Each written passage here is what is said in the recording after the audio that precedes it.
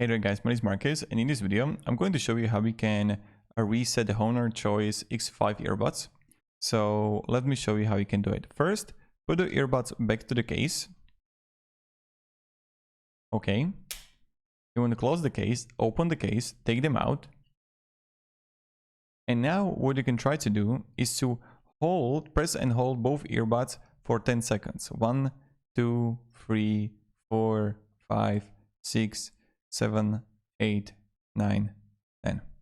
And this is something what you can do. Now put them back to the case and close it. And you got it. So this is how you can reset the earbuds. So thank you very much for watching, and let me know in the comments if it works for you or no. Have a great day and goodbye.